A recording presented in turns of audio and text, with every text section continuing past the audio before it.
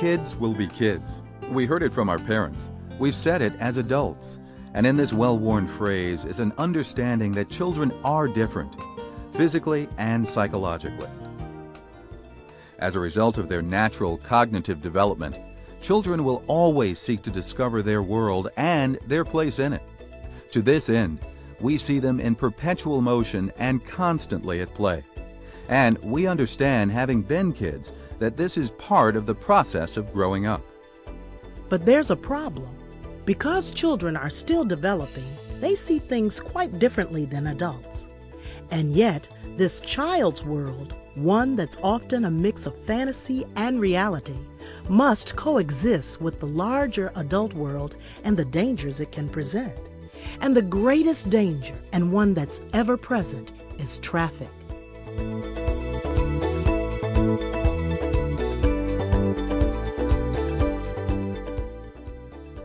We adults may forget just how complicated the world of traffic can be. It's a never-ending flow of information governed by signs, symbols, rules, and regulations.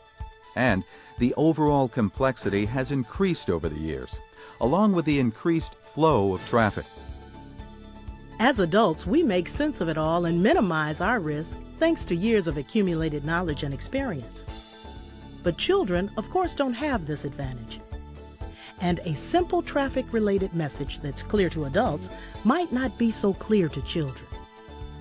For example, when kids are shown traffic signs, they sometimes misinterpret their meanings. Even older kids thought they could cross at this advanced school crossing sign because the sign shows kids crossing here instead of at the crosswalk up ahead. A reasonable deduction, but dangerous, and a clear indication that children see and understand traffic differently from adults. Perhaps even more dangerous, younger kids, despite our warnings, may literally see vehicles as creatures with eyes and a mouth. These creatures may even seem to be looking at them, and because of this, they may find vehicles less threatening than they should.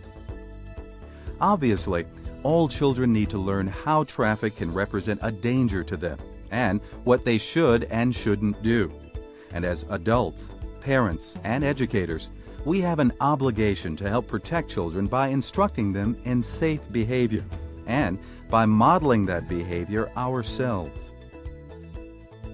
But we also need to remember that children will always behave differently and in many cases unpredictably, despite our educational efforts.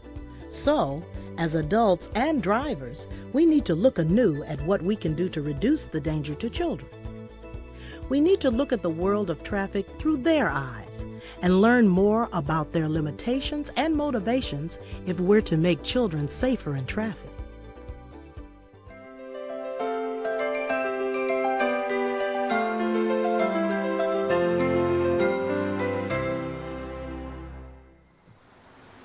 Let's start with the obvious. Children see things differently from adults because they're smaller, and something like a row of parked cars can almost entirely block a child's view of traffic.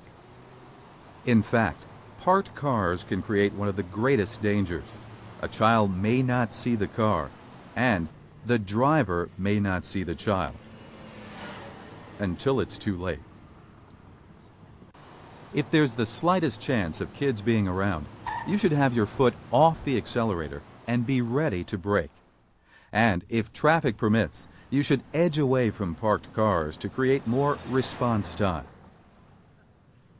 Suppose you see a child waiting to cross the street. If you can see her, then she can see you, right? Well, maybe not. We depend all the time on our full field of vision, but a child's field of vision is fully 1/3 narrower than an adult's. It's harder for them to see events in the outer edge of their visual field. Vehicles that we would spot in our peripheral vision simply may not be seen by a child. So don't assume you've been seen. Be ready to brake if necessary. Even if you know children see you, there's another problem. Kids haven't fully developed the ability to judge speed and distance, and their reaction time is much slower than that of an adult. If they see a changing shape, such as a dog running toward them, they can reasonably judge the speed of the dog and how far away it is. But a car doesn't change shape, and small children can't see the difference between a standing and a moving car. Even older kids find this difficult, so it's harder for them to judge how much time they may have to cross a street. That's why kids may let a slower moving car go past, but jump out in front of a faster car. When you see kids by the side of the road, remember, they see and think differently than adults. We all know how children cover their eyes, believing that then no one will see them. In a similar way, children in traffic make the assumption if they see the car, then the car will see them. The danger, of course, is that you may not see them, and throw in the fact that kids think cars can stop as quickly as people, and the danger is clear. So again, be prepared for the unexpected.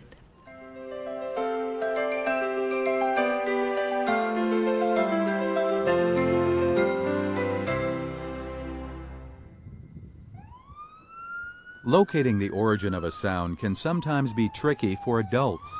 For children, it's even harder. Their hearing is acute, but they will often look several times in the wrong direction while trying to find where a sound is coming from. As a driver, that means kids may not respond quickly to your horn. You must be prepared for a delayed response and be ready to brake quickly.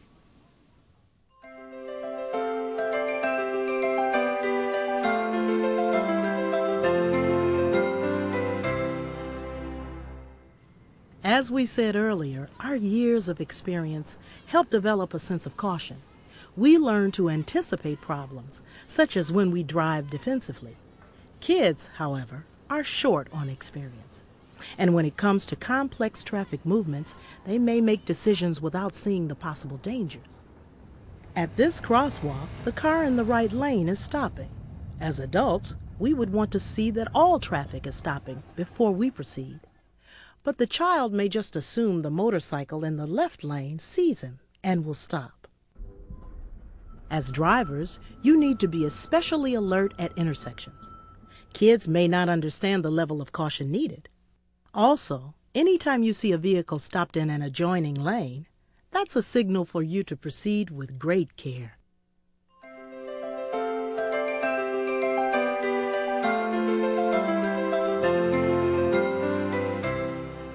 Children tend to concentrate on one thing at a time, like a friend calling to them, or something they're playing with. Their attention is less flexible than that of an adult. Here, the ball demands all the attention, and any traffic is just not noticed. If you see kids consumed by an activity, they probably won't notice your vehicle. When school lets out, it's time to be especially careful.